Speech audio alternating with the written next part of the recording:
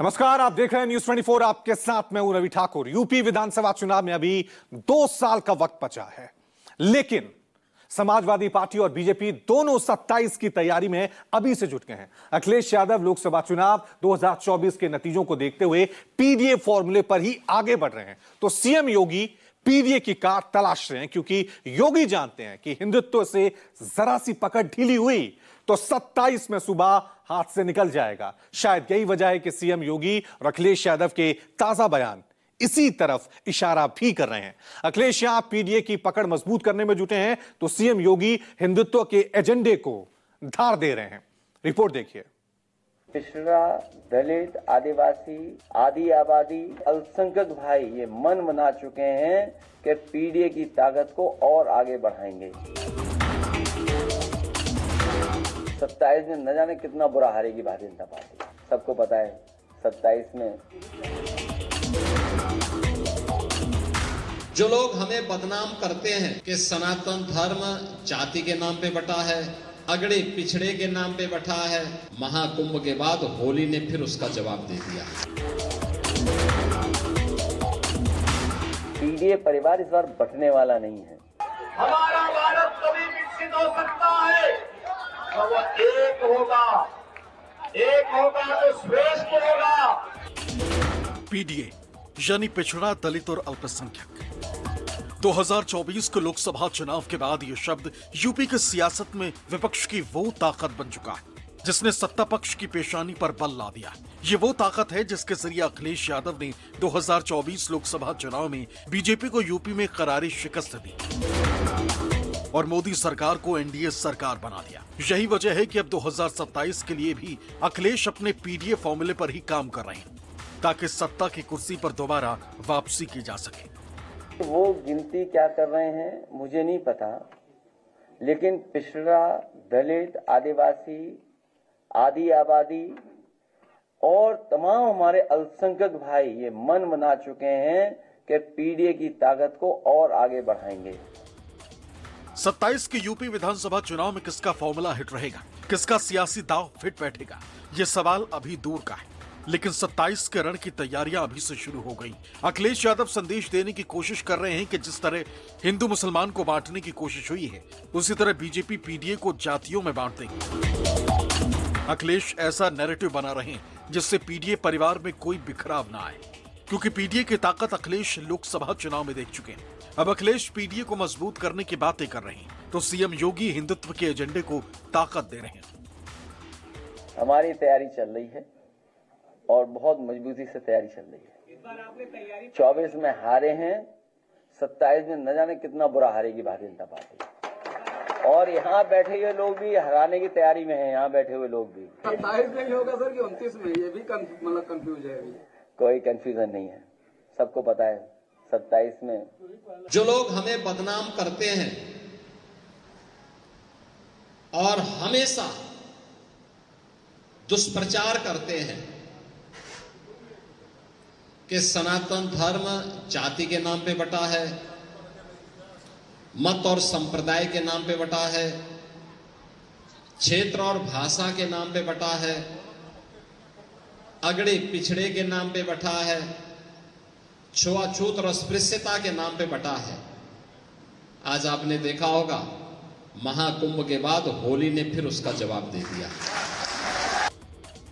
2024 के लोकसभा चुनाव में बीजेपी के लिए हिंदुत्व का एजेंडा थोड़ा कमजोर क्या पड़ा। बीजेपी को सीधे सीधे करीब 30 सीटों का नुकसान हुआ, जिस समाजवादी पार्टी से ज्यादा उम्मीदें नहीं थी। उसके लिए पीडीए फॉर्मूला इतना हिट हुआ कि समाजवादी पार्टी सांसदों के मामले में देश के तीसरे नंबर की पार्टी बन गई।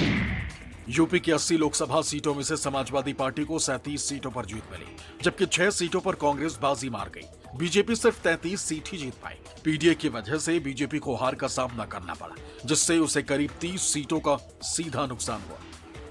अब सीएम योगी और बीजेपी 2027 में इस कमजोरी को दूर करना चाहती, ताकि हिंदुत्व के एजेंडे को धार देकर अब 2027 के राह को आसान किया जा सके। यही वजह है कि सीएम योगी के भाषणों में इन दोनों हिंदुत्व और सनातन की झलक औसत से ज्यादा दिखाई दे रही।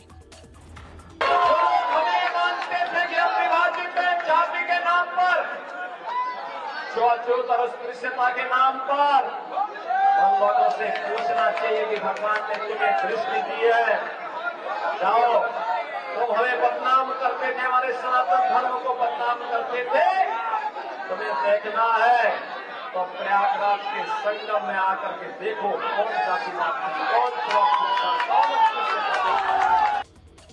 जाहिर है 2027 का गेम अभी से शुरू हो गया, क्योंकि सीएम योगी को 2024 के बाद यूपी में खेल बिगड़ता हुआ दिखाई दे रहा है। इसलिए हिंदुत्व के मुद्दे को वो किसी भी हालत में कमजोर नहीं पड़ने देना चाहते, जबकि अखिलेश यादव 24 के पीडीएफ फॉर्मूले पर तेजी से काम कर रहे हैं।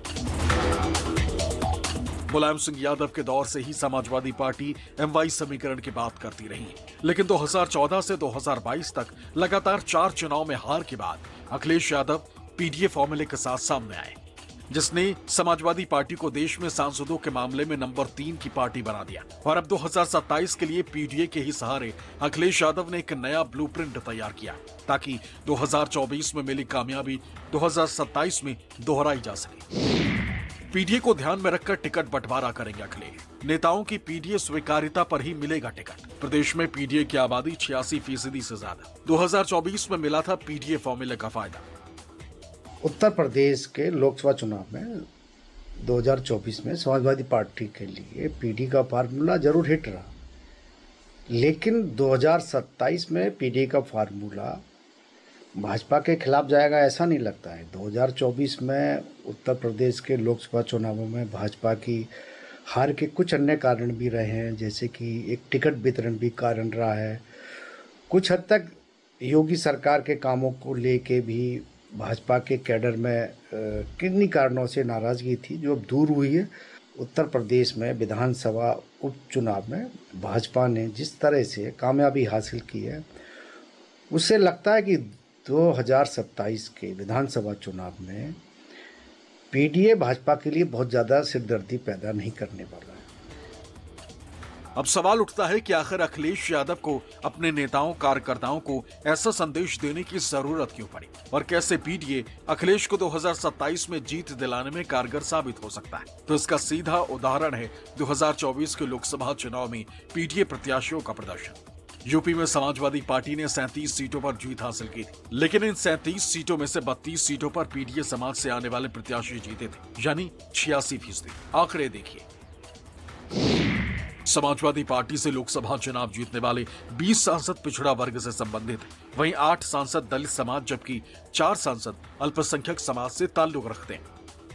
लोकसभा में अखिलेश ने MY नैरेटिव को तोड़ा और पीडीए पर विश्वास जताया, जिसका असर ये हुआ कि लोकसभा चुनाव में बीजेपी यूपी में दूसरे नंबर की पार्टी बन गई।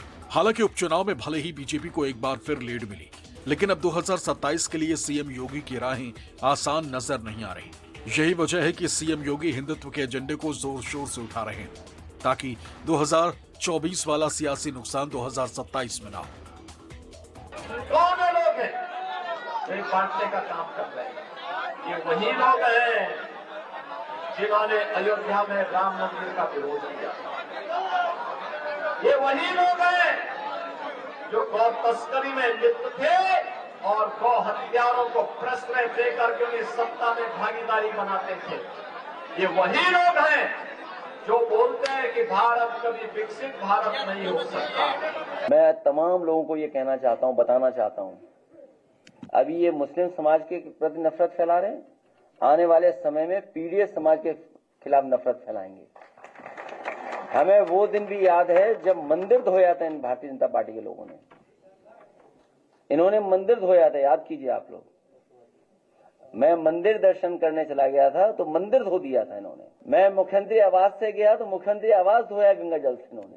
तो अभी ये मुस्लिम भाइयों के खिलाफ फैला रहे हैं नफरत, बाद में यही पीडीए परिवार के खिलाफ नफरत फैलाएंगे। अखिलेश यादव जहां एक तरफ पीडीए परिवार को मजबूत करने पर जोर दे रहे हैं, तो दूसरी तरफ दावा करते हैं कि अब पीडीए परिवार बटने वाला नहीं। दरअसल अखिलेश यादव को पता है कि अगर सूबे की सबसे बड़ी आबादी को साध लिया तो फिर 2027 में यूपी की सत्ता पर काबिज होने से उन्हें कोई नहीं रोक सकता।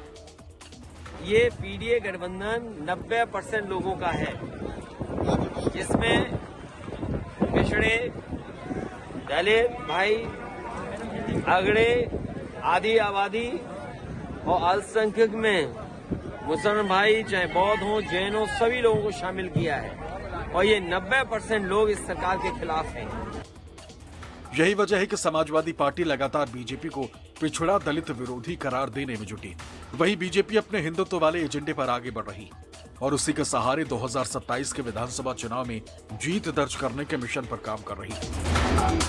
Bureau report, news 24।